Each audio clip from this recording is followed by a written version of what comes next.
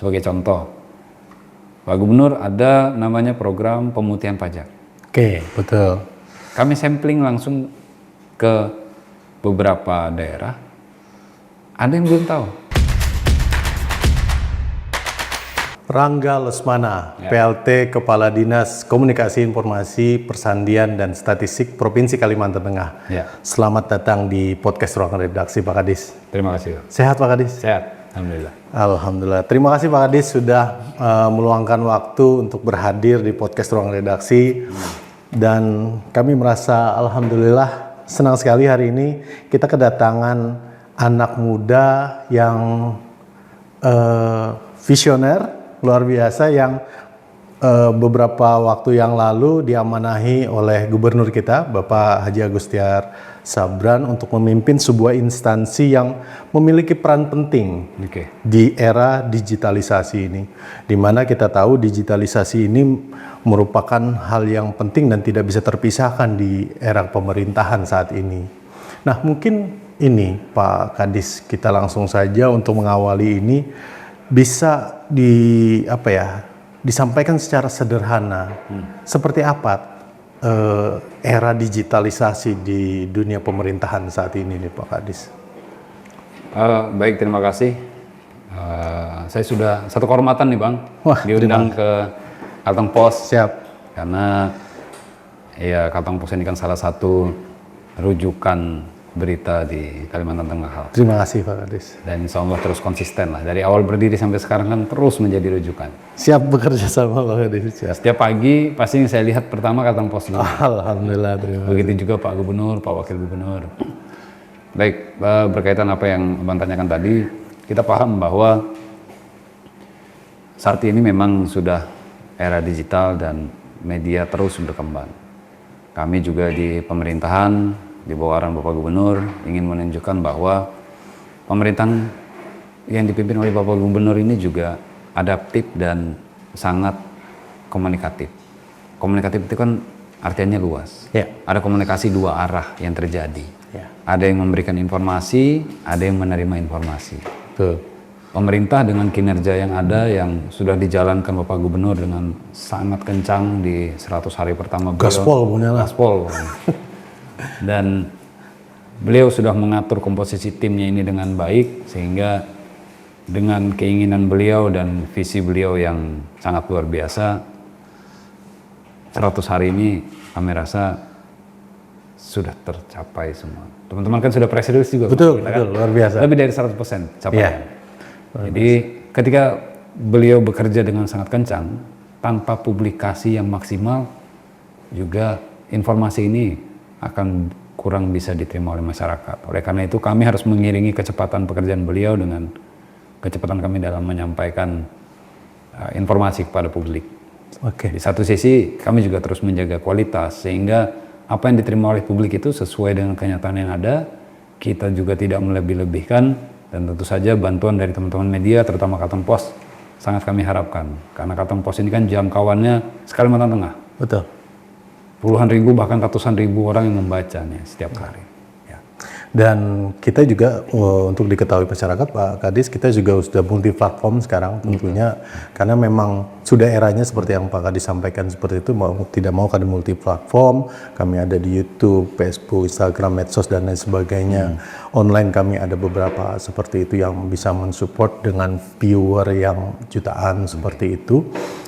Tentu itu juga menjadi kemitraan positif, saling sinergi untuk menyampaikan informasi tersebut. Oke. Berarti yang kita lihat memang luar biasa nih kinerja Pak Gubernur di 100 hari ini, ya bisa dibilang 100% tercapai seperti itu. Namun dalam pelaksanaannya tentu ada tantangan-tantangan tersendiri. Salah satunya yang kami lihat adalah bagaimana informasi ini sampai ke hampir semua wilayah di Kalimantan Tengah. Artinya tadi kita diskusi sebelum podcast ini, ada wilayah yang blank spot masih. Itu seperti apa? Seperti apa kondisi blank spot di Kalimantan Tengah sendiri saat ini? Kemudian apa yang sudah dilakukan oleh Kominfo saat ini? Kita paham bahwa Kalteng ini kan wilayahnya sangat luas. Betul. Kita 1,5 kali Pulau Jawa. Dan kemudian kita terdiri dari kurang lebih 1.500 desa dan sebagian besarnya itu masih blank spot karena kondisi geografisnya memang sudah dari dulu seperti itu. Dan berapa Pak Kadis kalau boleh tahu? Kurang lebih 400 yang masih 400-an ya Pak Kadis ya? Oke. Tepatnya 457. Kita masih blank spot. Dan kemudian di awal bertugas kami sudah sampaikan kepada Pak Gubernur dan kemudian beliau langsung mengambil inisiatif cepat dan program realistis yang bisa dilaksanakan. Mau kasih fasilitas mereka itu dengan Starlink.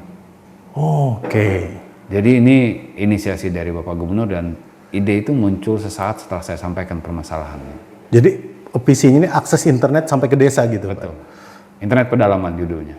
Jadi tidak ada lagi masyarakat Kalimantan Tengah yang tinggal di desa yang tidak bisa mengakses internet. Masih wacana atau sudah berprogres Pak Kadis? Ini sudah berprogres, sudah 50% terjadi. Wah, Masya Allah, keren sekali.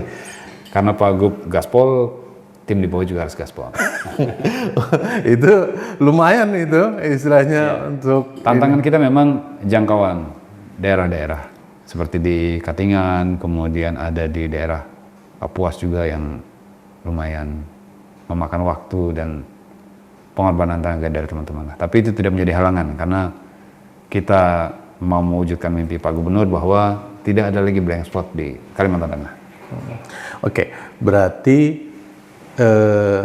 apa yang diharapkan oleh masyarakat bahwa bagaimana kinerja Pak Gubernur yang luar biasa tadi bisa didapatkan informasinya sampai ke ini sudah berprogres sekali ya, apalagi dalam waktu singkat sudah langsung berbicara setengah dari blank spot itu sudah teratasi seperti itu. Wah, luar biasa. Bagaimana respon masyarakat terhadap mereka-mereka yang mungkin sekian tahun dari awal internet ada, tidak pernah merasakan akses internet yang nyaman, mungkin harus ke bukit-bukit tertentu untuk dapatkan sinyal dan sebagainya. Itu ada terekam nggak itu Pak Kadis? Terekam semua. Silahkan cek di akun Diskominfo Santik. Di situ kita ada kompilasi video. Pernyataan dan ucapan terima kasih, testimoni dari teman-teman yang ada di desa. Kemarin baru kami publikasikan 50, nanti akan kami lanjutkan lagi di 100 sampai 150 desa lah. Real itu Pak Kadis ya? Real. Silakan bisa dicek. Siapa tahu gitu kan, desain gitu, enggak ya Pak? Ini artinya sesuatu yang positif sekali gitu kan, dan gayung bersambut dengan memang secara tupoksinya gitu kan. Dimana Pak Kadis kemarin pada saat minggu kemarin kan ada BIMTEK ya Pak Kadis ya. Yang kami rekam apa yang disampaikan Pak Kadis adalah bagaimana bisa bersinergi dengan kawan-kawan Diskominfo di seluruh kabupaten kota sehingga bisa menyampaikan informasi-informasi itu secara tepat kepada masyarakat sehingga masyarakat mendapat ini. Dan ini juga didukung oleh provinsi gitu ya. Dan sejauh ini seperti apa sinergi dari, tentunya perlu sinergi kan, tidak bisa sendiri Pak Kadis. Seperti apa sinergi dari Kominfo Provinsi Kalimantan Tengah bersama Kominfo di seluruh kabupaten kota dalam rangka mensupport seluruh program Pak Gubernur yang Pak Kadis? Berkaitan dengan itu, mungkin kita bisa flashback ke belakang. 1 hari setelah dilantik, saya sudah bertemu dengan teman-teman media yang berkontrak dengan pemerintah. Saya sudah sampaikan bahwa ketika kita berkontrak, bukan dalam artian pemerintah provinsi itu mendikte teman-teman, tetapi kita punya mimpi yang sama, bahwa Kalimantan Tengah ini seluruh masyarakatnya bisa tahu dan bisa memperoleh informasi berkaitan dengan semua program yang sudah dijalankan oleh Bapak Gubernur. Contoh, saya beberapa kali kegiatan pasar murah, karena sebelumnya saya dulu di Dinas Perdagangan dan Perindustrian. Siap. Ada beberapa program yang ternyata masyarakat di desa-desa itu masih sangat awam dan belum pernah mendengar. Nah, ini yang salah satu menjadi pemacu bagi kami bahwa ya ini harus dipublikasikan dengan baik. Menggunakan medianya itu ya dengan teman-teman media yang sudah pada umumnya, dan kemudian peran dari kabupaten kota ini harus betul-betul bisa kita jalankan dengan baik lah. Jangan sampai ada anggapan bahwa pemerintah kabupaten dan kota kurang masif juga dalam memberitakan. Baik itu pemberitaan di skala tingkat kabupaten maupun di kegiatan yang ada di provinsi. Karena masyarakat Kalimantan Tengah itu kan menyeluruh. Betul. Mulai dari ujung desa sampai di perkotaan, ya mereka punya hak yang sama untuk bisa memperoleh informasi. Oleh karena itu Pemprov tidak bisa bekerja sendiri. Pemprov perlu kabupaten dan kota untuk bekerja sama, dan kemudian itu juga perlu teman-teman media untuk terus mempublikasi berkaitan dengan pemberitaan. Oke, artinya hal ini berkaitan erat dengan keterbukaan informasi publik. Betul. Seperti apa komitmen dari pemerintah dalam hal ini Kominfo sendiri untuk keterbukaan informasi publik ini, Pak Kadis? Kalau berkaitan dengan keterbukaan informasi publik, baru 1 minggu yang lalu saya melaksanakan pelatihan ke teman-teman pengelola informasi publik di masing-masing kabupaten dan kemudian OPD. Kita sampaikan bahwa kita ini Kominfo. Kominfo itu corongnya pemerintah. Berarti pekerjaan pasti kita itu yang menyampaikan informasi kepada publik berkaitan dengan apa yang sudah pemerintah kerjakan. Karena jika tanpa publikasi yang baik, tentu saja manfaat dari program yang dijalankan itu kurang maksimal. Sebagai contoh, Pak Gubernur ada namanya program pemutihan pajak. Oke, betul. Kami sampling langsung ke beberapa daerah, ada yang belum tahu. Nah, ini salah satu contoh kecil bahwa publikasi itu harus masif. Apalagi ini program-program strategisnya beliau, di satu sisi ini untuk membantu dan meringankan masyarakat, dan di satu sisi juga upaya untuk peningkatan PAD. Karena dengan PAD yang besar, kita bisa membangun pendidikan, kita bisa meningkatkan kualitas kesehatan, infrastruktur bisa terus kita perbaiki, dan yang menikmati ini pasti masyarakat Kalimantan Tengah juga. Jadi betul-betul sinergisitas dari semua instansi ini akhirnya betul-betul jalan gitu. Salah satunya supportnya dari Kominfo ini ya, bagaimana informasi yang menjadi program-program utama dari Pak Gubernur ini bisa sampai ke daerah gitu. Oke. Nah, dalam rangka itu tentu ini nanti kan juga akan berkaitan dengan literasi digital. Betul. Ya kan, banyak kita tahulah Kalteng ini tidak seluruhnya kan masih kan baik di level yang sudah dewasa ataupun apalagi yang masih remaja dan lain sebagainya. Komitmen seperti apa atau program seperti apa Pak Kadis yang mungkin yang sudah jalan atau ke depan yang akan diterapkan untuk peningkatan literasi digital ini nanti? Ya.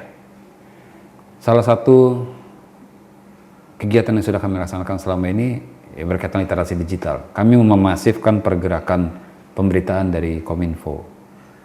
Karena kami selain share atau memberitakan dari teman-teman media sendiri, kami juga membentuk namanya MMC kan. Oke, betul. MMC kami itulah yang juga akan kami sampaikan kepada masyarakat bahwa saya menuntut tim yang ada di Kominfo itu maksimal 1 jam setelah pelaksanaan harus sudah terbit. Wah, keren. Karena kita harus jadi yang pertama. Saya bilang begitu. Jadi ketika dari Kominfo-nya sendiri progresif, kelihatan pekerjaannya, ya tentu saja teman-teman media yang lain kan juga terpacu. Jangan sampai ketinggalan. Kita berlomba-lomba dalam kebaikan kan tidak masalah. Betul. Berlomba-lomba kita sampaikan informasi kepada publik, realitanya seperti apa, program ini capaian sudah sampai sejauh mana, itu kan perlu dipublikasi. Contoh kecil tadi lah, saya sering ke beberapa ratus desa, ada beberapa yang memang tidak paham tentang program yang ada. Padahal penerima manfaat itu, kalau Pak Gubernur menginginkan dari desa terlebih dahulu, dari pedalaman terlebih dahulu, yang menerima manfaat itu.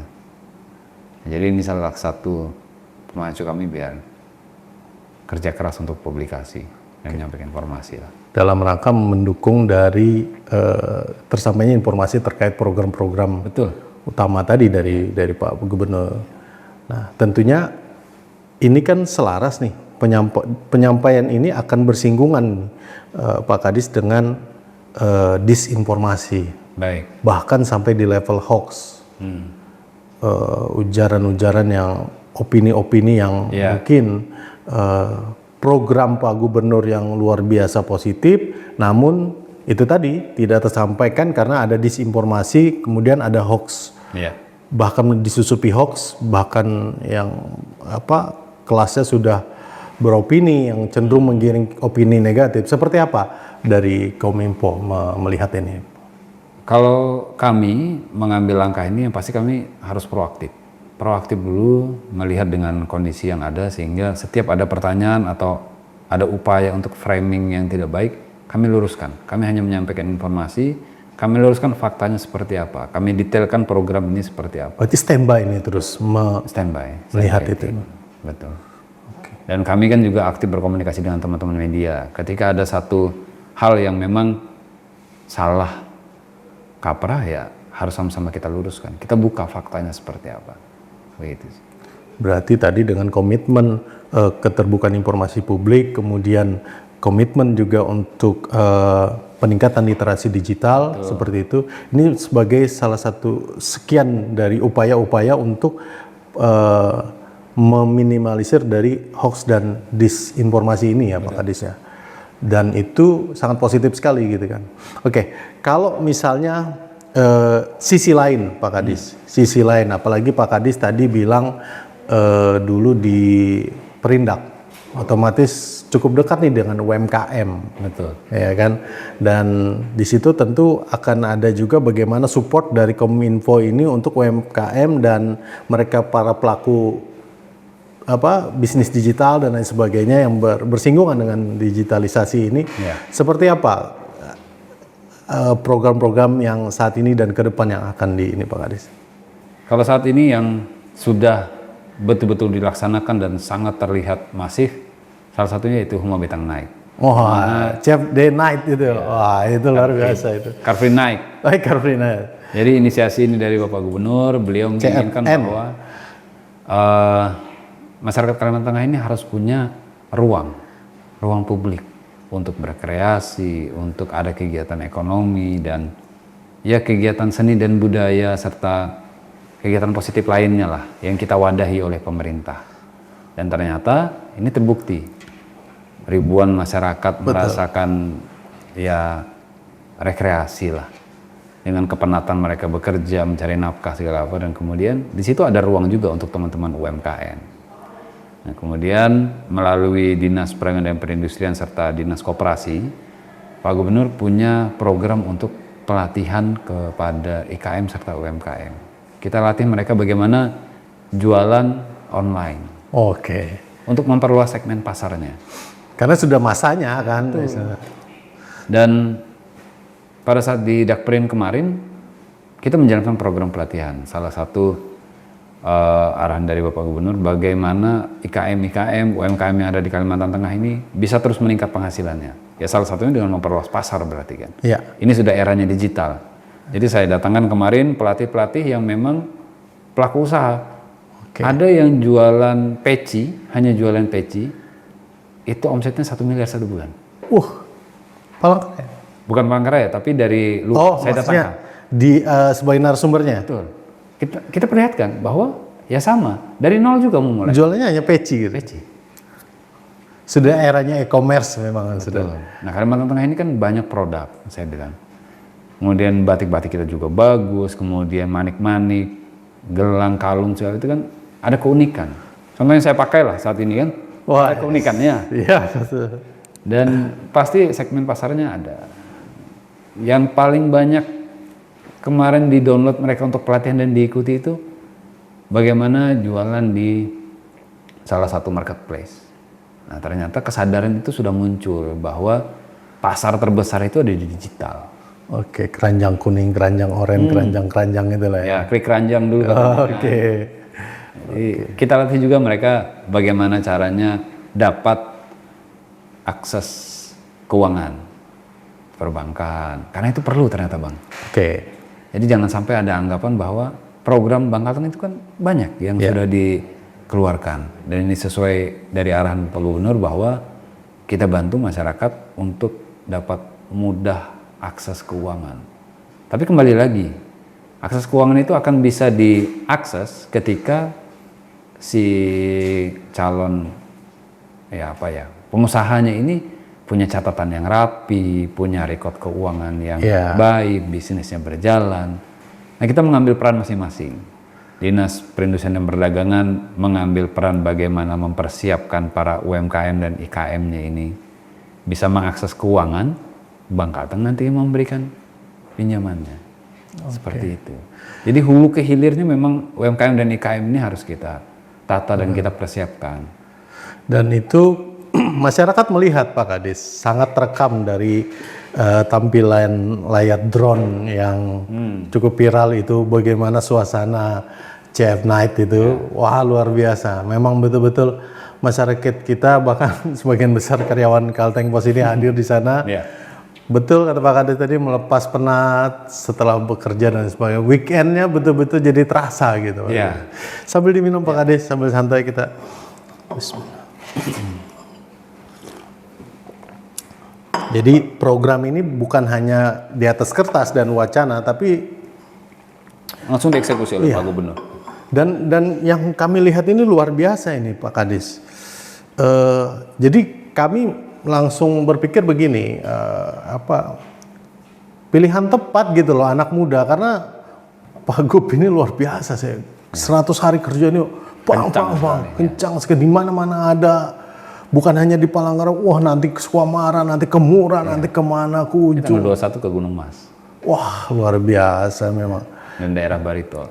Itu bagaimana mengikuti ritme Pak Gubernur yang semangatnya luar biasa itu, Pak Kades? Pak Kades pribadi lah istilahnya. Kalau dari saya pribadi sih, saya sudah terbiasa bekerja dengan ritme yang cepat, dan karena ini sebagai ajang pembuktian diri bahwa anak muda ketika diberikan ruang, ketika diberikan kesempatan, dia bisa mengikuti dan bisa sesuai dengan ekspektasi pimpinan.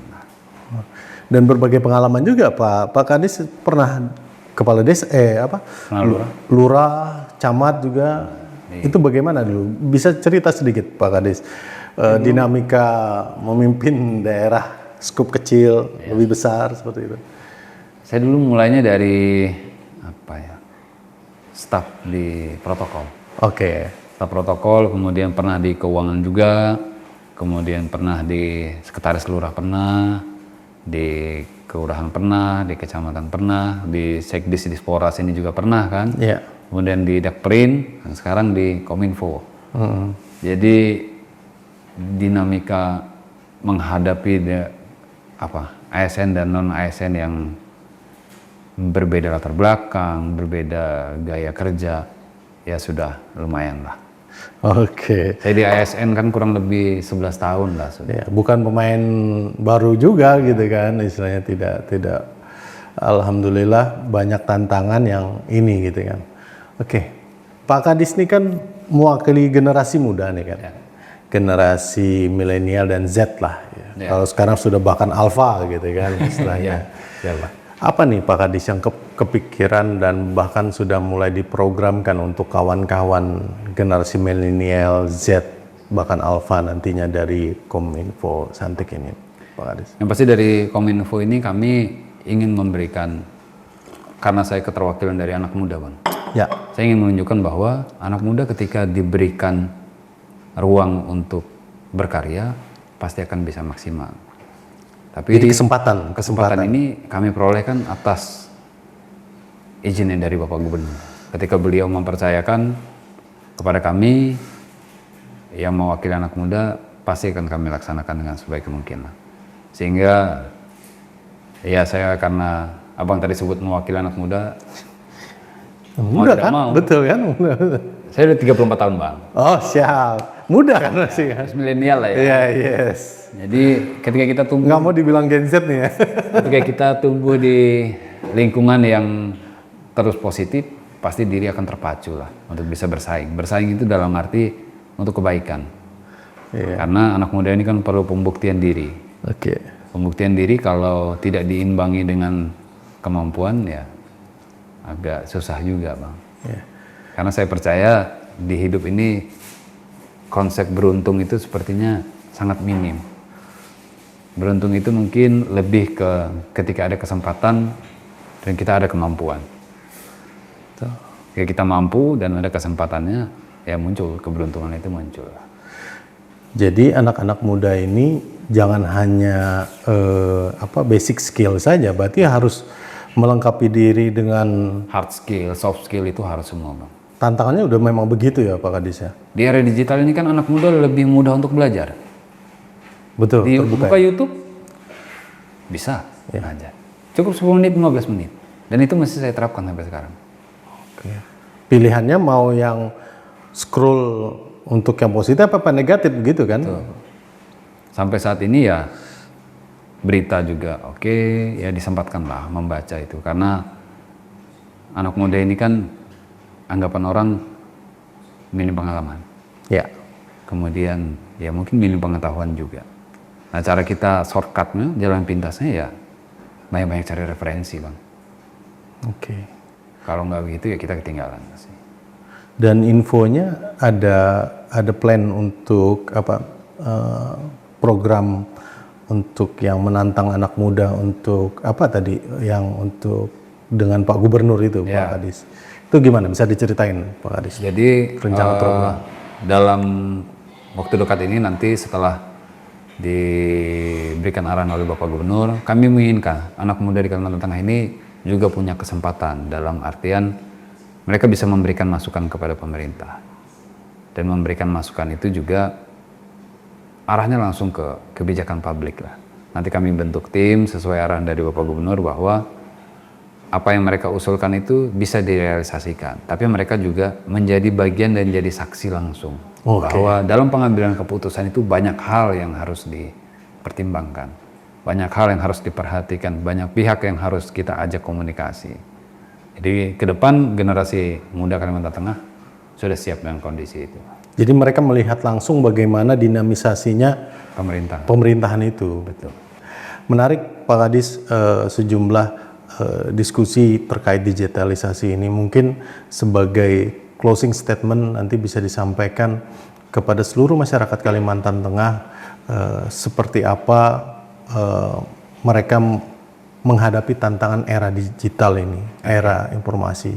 Mungkin bisa disampaikan Pak Kadis. Baik, terima kasih terutama kepada teman-teman Kalimantan Pos karena sudah memberikan ruang kepada kami, pemerintah Provinsi Kalimantan Tengah dalam artian Dinas Kominfo Provinsi Kalimantan Tengah yang kami sampaikan bahwa saat ini era digital, era bermedia sosial ini sudah sangat masif sekali. Sehingga ke depan kami berharap mari kita sama-sama ciptakan dunia digital dan bermedia sosial yang positif di Kalimantan Tengah. Karena bagaimanapun juga Kalimantan Tengah ini tidak akan bisa dibangun oleh unsur pemerintah sendiri. Harus kita semua yang ada di Kalimantan Tengah ini menjadi bagian penting dalam pembangunan. Oleh karena itu, mari kita jaga kekondusifan di dunia digital dan media sosial. Karena ketika energi kita harus kita habiskan untuk terus berdebat dan tanpa solusi, tentu saja pembangunan Kalimantan Tengah ini tidak akan bisa diwujudkan dengan cepat sesuai dengan apa yang kita harapkan bersama. Mari bijak bermedia sosial dan terus konsumsi berita-berita positif, salah satunya dari Kalimantan Pos. Terima kasih Pak Kadis, banyak sekali insight yang kita dapatkan hari ini di podcast Ruang Redaksi Kalteng Pos. Kami doakan semoga Kominfo Santik terus bisa mengawal transformasi digital ini dan bagaimana mendukung dari keterbukaan informasi publik. Demikian podcast Ruang Redaksi kita hari ini. Sebarkan nanti pada saat di YouTube kita telah hadir, silahkan di-share sehingga semakin banyak masyarakat mendapatkan informasi tentang era digitalisasi saat ini dan untuk mendukung seluruh program-program dari Gubernur Kalimantan Tengah Bapak Haji Agusti Arus Sabran. Terima kasih Pak Kadis. Terima kasih. Assalamualaikum warahmatullahi wabarakatuh.